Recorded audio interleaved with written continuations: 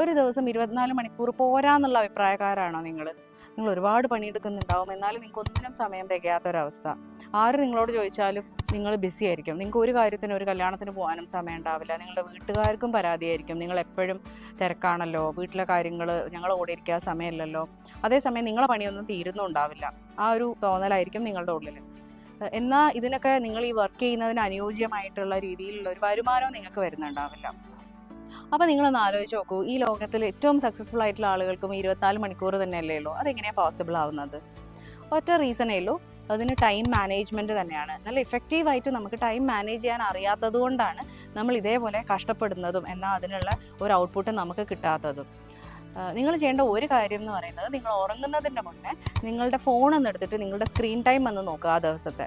അപ്പോൾ നിങ്ങൾക്ക് മനസ്സിലാവും, നിങ്ങൾ അറിയാതെ എത്രമാത്രം നിങ്ങളുടെ വിലപ്പെട്ട സമയം അനാവശ്യമായിട്ടുള്ള കുറേ കാര്യങ്ങൾക്ക് വേണ്ടി നിങ്ങളുടെ ഫോൺ കൊണ്ടുപോകുന്നുണ്ടാവും. ഒഫീഷ്യൽ കാര്യങ്ങൾക്ക് നിങ്ങൾ ഉപയോഗിക്കുന്നുണ്ടാവുമായിരിക്കും, എന്നാൽ പോലും കുറേ അനാവശ്യമായിട്ടുള്ള കാര്യങ്ങൾക്കുള്ളതായിരിക്കാം.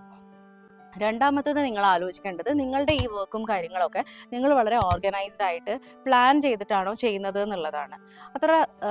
ഇപ്പം ഒരു കാര്യം തന്നെ നിങ്ങൾ ഇത്രയും 10 കാര്യങ്ങൾ നിങ്ങൾ പ്ലാൻ ചെയ്ത് എഴുതി വെച്ചിട്ടുണ്ടെങ്കിലും ചിലപ്പോൾ നിങ്ങൾക്കത് കൃത്യമായിട്ട് ഫോളോ ചെയ്യാൻ പറ്റിക്കൊള്ളുന്നില്ല. ഇടയ്ക്കിടയ്ക്ക് ഡിസ്ട്രാക്റ്റഡ് ആയിട്ട് വേറെ ഓരോ ജോലിയിലേക്ക് നിങ്ങൾ പോകും. അപ്പോൾ നിങ്ങളുടെ ഈ പണി അവിടെ ബാക്കി കിടക്കും.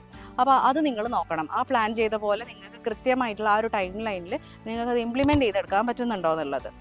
പിന്നെ മൂന്നാമത്തെ കാര്യം എന്ന് പറയുന്നത്, ഈ പറഞ്ഞ ഓരോ കാര്യങ്ങളും നിങ്ങൾ ചെയ്യുമ്പോൾ അതും കൃത്യമായിട്ടാണോ നിങ്ങൾ ചെയ്യുന്നത് നോക്കുക. കൃത്യമായിട്ടുള്ള വഴിയിലൂടെയാണോ അതോ വളഞ്ഞ വഴിയിലൂടെയാണോ നിങ്ങൾ ചെയ്യുന്നത്? അപ്പോൾ അതൊക്കെ നിങ്ങളൊന്ന് അനലൈസ് ചെയ്യുമ്പോൾ കുറേ സമയം നിങ്ങൾക്ക് സേവ് ചെയ്യാൻ പറ്റും. അപ്പോൾ നിങ്ങൾ ഈ പറഞ്ഞ രീതിയിലൊക്കെ ഒന്ന് നിങ്ങൾ നിങ്ങളുടെ ജോലികൾ ചെയ്ത് നോക്കൂ. നിങ്ങൾക്ക് 24 മണിക്കൂറൊക്കെ ധാരാളമായിരിക്കും.